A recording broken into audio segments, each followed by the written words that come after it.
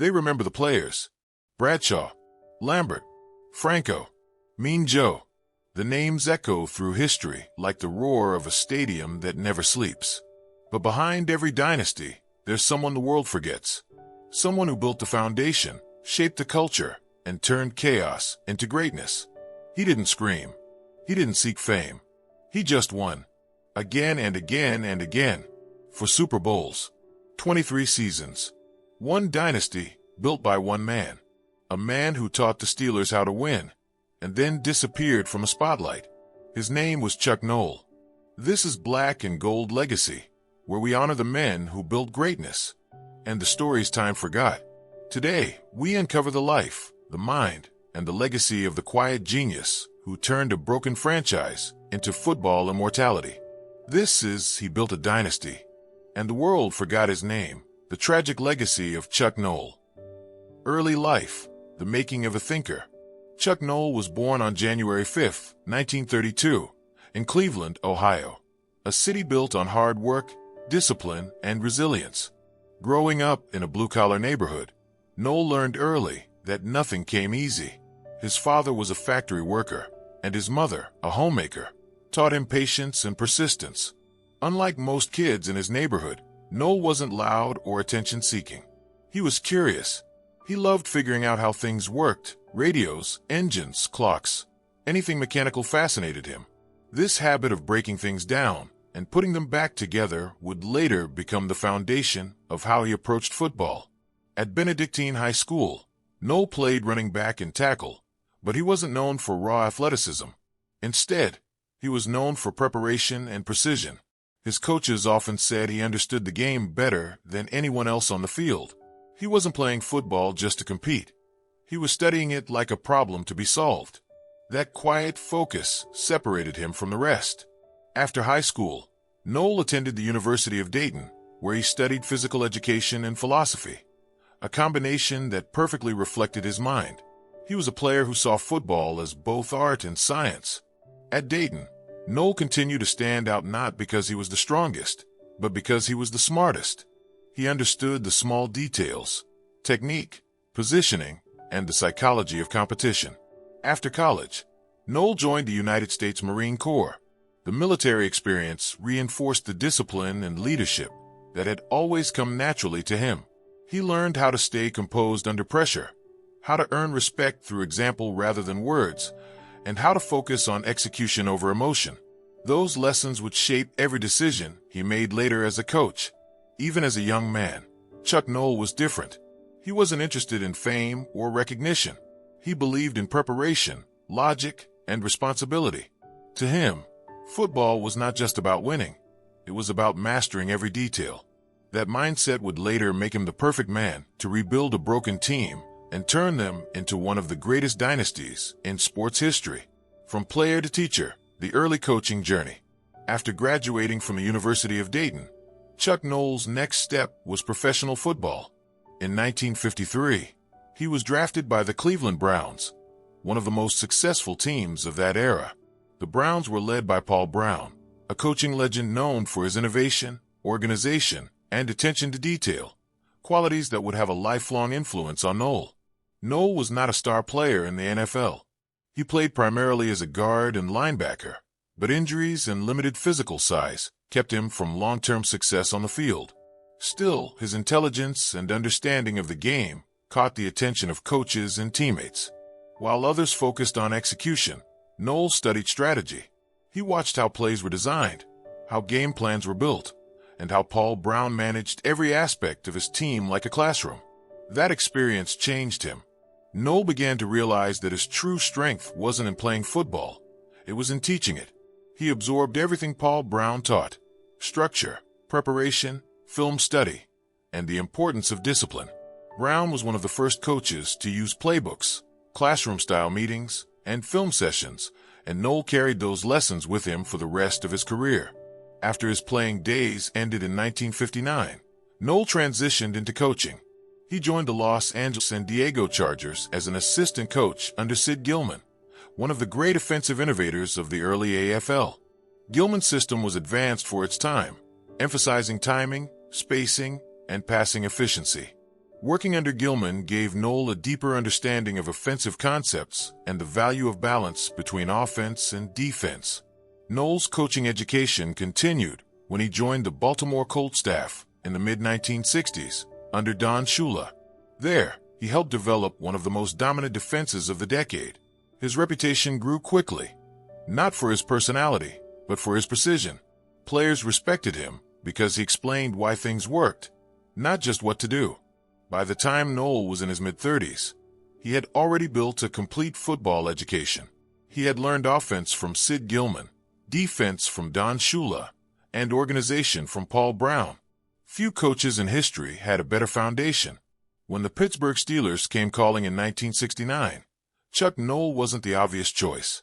He wasn't a big name, he didn't give fiery speeches, and he wasn't known for charisma.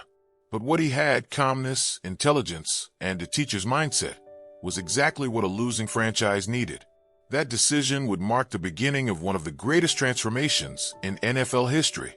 1969, the beginning of a revolution. When Chuck Noll was hired by the Pittsburgh Steelers in January 1969, the franchise had one of the bleakest histories in professional football. In their first 36 years of existence, the Steelers had only 8 winning seasons. They were known for inconsistency, poor drafting, and a lack of identity.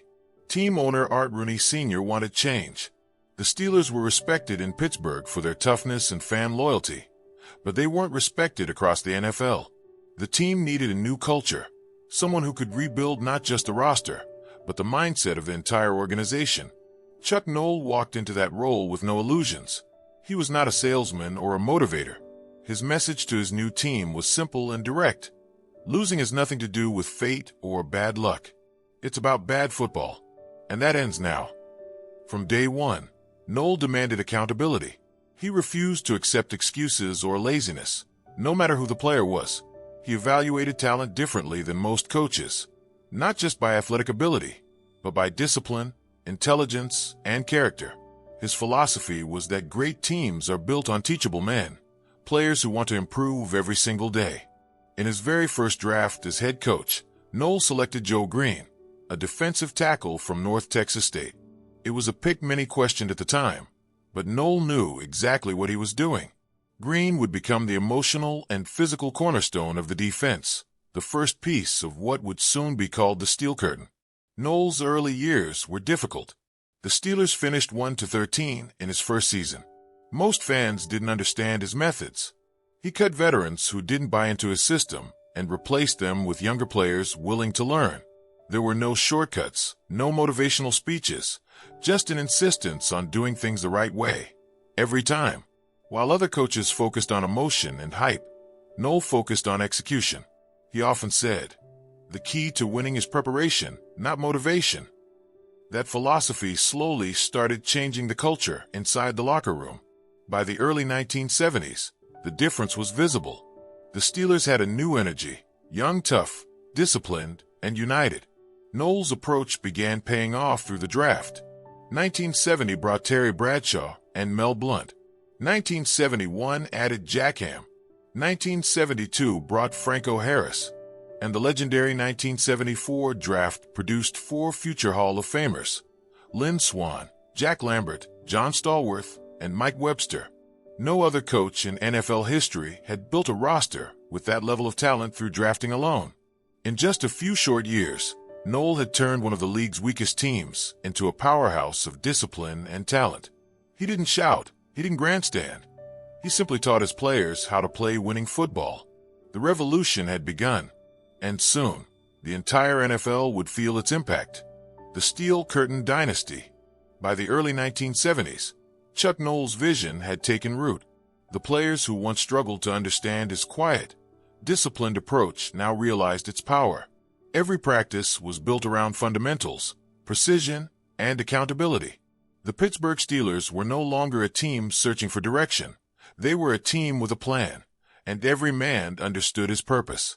Noll's influence was visible in every unit. The defense, led by Joe Green, L.C. Greenwood, Jack Ham, and Jack Lambert, became known as the Steel Curtain, a wall of strength that smothered offenses and defined an era of football. The offense, guided by Terry Bradshaw, Franco Harris, Lynn Swann, and John Stallworth balanced power and grace. But behind all of it was Noll's steady hand, ensuring that discipline and teamwork never slipped. In 1972, the Steelers reached the playoffs for the first time under Noll, ending decades of frustration. That year produced one of the most iconic moments in NFL history, the Immaculate Reception. Franco Harris's miraculous catch against the Raiders symbolized more than just a win. It marked a moment when Pittsburgh believed again. 2 years later, in 1974, the Steelers won their first Super Bowl, defeating the Minnesota Vikings. Noll's plan had worked. The team was young, physical, and mentally tougher than anyone else in the league. And they weren't done. From 1975 to 1980, the Steelers captured 4 Super Bowl titles in 6 seasons, an achievement unmatched in that era. Under Noll's leadership, the team became the gold standard of professionalism. There were no distractions, no ego battles, and no shortcuts. Chuck Noll was not the kind of coach who celebrated publicly. After every victory, he reminded his players to act like they had been there before. He believed success wasn't something to chase. It was something to earn through preparation and consistency. What made Noll different was how he built his team. He didn't rely on gimmicks or speeches. He taught his players to think. He once said, "A life of frustration is inevitable for any coach whose main enjoyment is winning." For him, the joy was in watching players grow, to see them execute the game the right way. His players respected that deeply. Jack Lambert called him the best teacher he ever had. Joe Green said Noll's presence demanded excellence without saying a word. Even Terry Bradshaw, who often clashed with him early on, later admitted that Noll's steady approach was what molded him into a champion. By the end of the 1970s, the Pittsburgh Steelers were more than just a football team. They were a symbol of blue-collar pride, a reflection of Pittsburgh itself. And at the center of it all was Chuck Noll, the quiet architect who had built a dynasty from nothing. Under his direction, the Steelers didn't just win, they changed what winning looked like. The philosopher coach. Chuck Noll was never a typical football coach. In a profession built on shouting, emotion, and larger-than-life personalities, he stood out for his silence. He didn't give fiery speeches or dramatic halftime talks. He believed that great football didn't come from passion alone. It came from preparation, understanding, and control. Noll saw the game as a craft. To him, football was not chaos. It was a system of moving parts, a combination of discipline, intelligence, and timing. He expected his players to think, not just react. One of his most famous beliefs was that, on every play, someone wins and someone loses. The goal is to make sure that it's not you. Off the field, Noll's interests were far from what people expected from a football coach.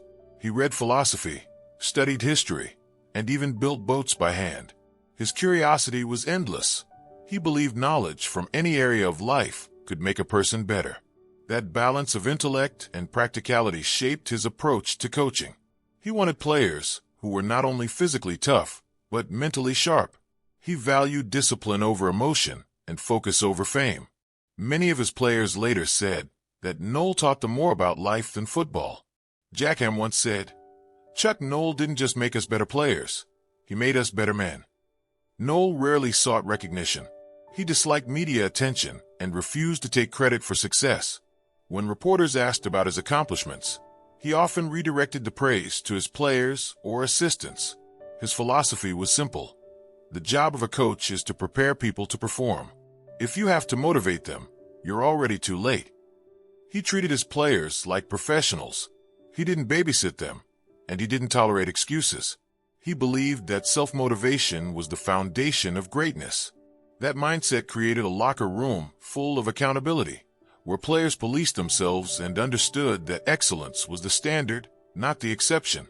Even during the Steelers' most dominant years, Noll maintained perspective. While other teams celebrated loudly, Noll stayed composed. He understood that winning wasn't permanent. It had to be rebuilt every week. His calmness kept the team grounded through both triumph and adversity. Behind the calm exterior, though, was a deep intensity. He was competitive, driven, and unrelenting in his standards.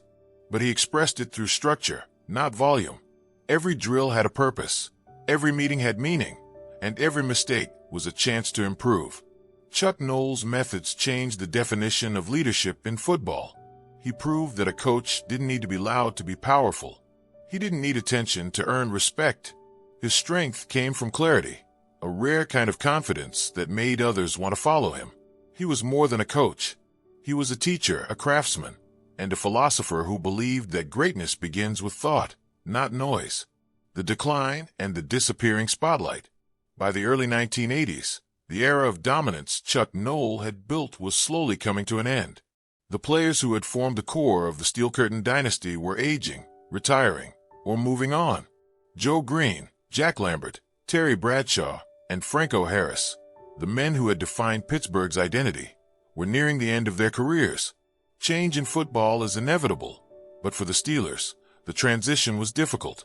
The team that had once been unstoppable began to struggle with inconsistency. Drafting new talent was harder, and replacing Hall of Fame players was nearly impossible. Noll stayed true to his methods. He refused to chase trends or make emotional decisions. While other coaches embraced new systems or aggressive free agency moves, Noll stuck to what had always worked: discipline, fundamentals, and player development. But the NFL was changing. The league was becoming faster, flashier, and more media-driven. In the late 1980s, television and personality became as important as strategy. Coaches like Bill Walsh, Mike Ditka, and Joe Gibbs were household names. Noll, on the other hand, remained quiet and private. He never courted the spotlight. Reporters sometimes found him distant because he didn't believe in giving sound bites or emotional post-game speeches. He spoke only when necessary, and always with purpose. As the Steelers struggled to return to championship form, some fans began to question whether Noll's calm, old-school approach still worked in the modern game. But within the organization, there was no doubt about his impact. He had built a foundation of professionalism that would outlast any slump. Even during losing seasons, his teams remained disciplined and respectful, a reflection of their coach. By the time Noll retired in 1991, he had spent 23 seasons as the head coach of the Pittsburgh Steelers, one of the longest tenures in NFL history.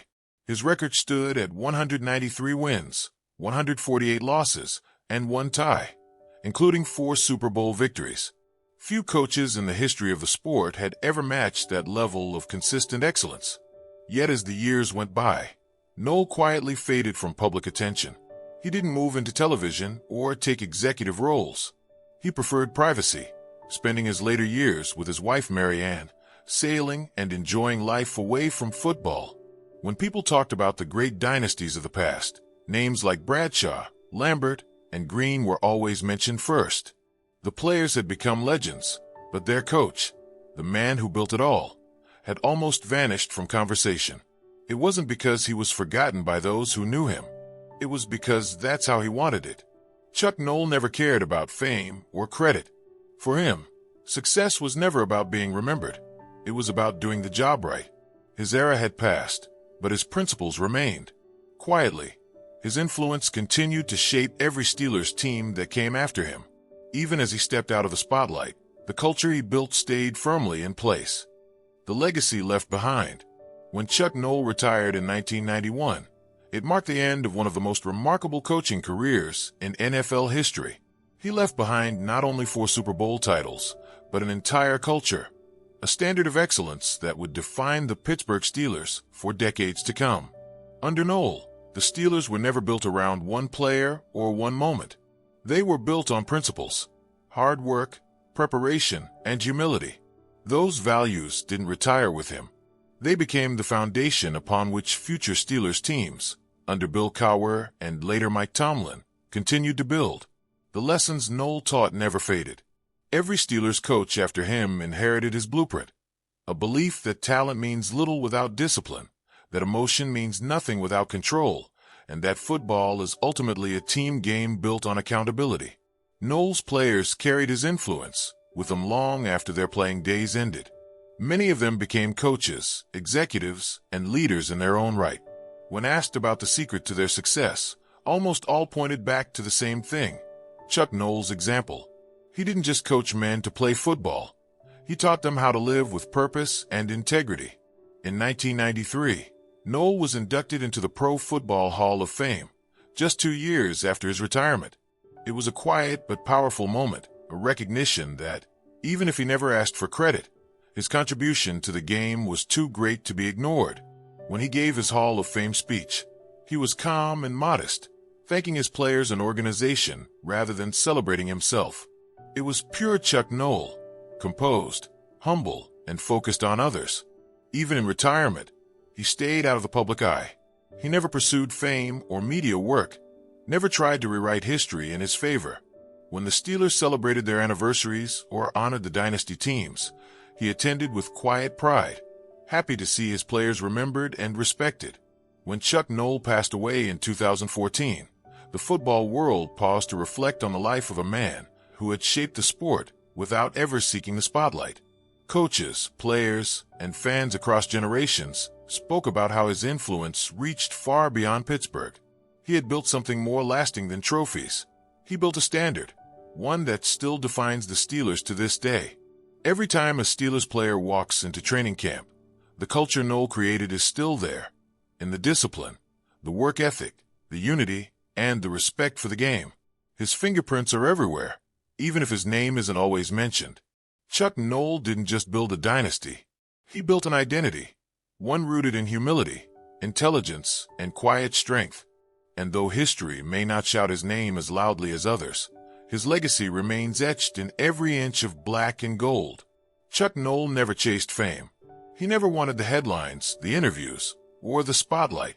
While others shouted for attention, he simply went to work, building something that would outlast all of them. He took a broken team and turned it into a dynasty. He shaped generations of players, not just through strategy, but through wisdom. He taught that greatness isn't loud, it's consistent. It's quiet. It's earned. The Steelers' 4 Super Bowls in the 1970s weren't just victories. They were proof of a philosophy, a belief that hard work beats hype, that humility beats ego, and that leadership doesn't always need to raise its voice. Chuck Noll never asked for credit. He just built legacies, brick by brick, win by win. And though time has moved on, every Steelers player who puts on that black and gold still carries a piece of his standard with them. He may have been the quietest man in the room, but his silence built an empire. This was the story of Chuck Noll, the coach who changed football forever. You've been watching Black and Gold Legacy, where the greatest Steelers stories are never forgotten. If you love these untold stories of grit, glory, and greatness, like, share, and subscribe to keep the legacy alive.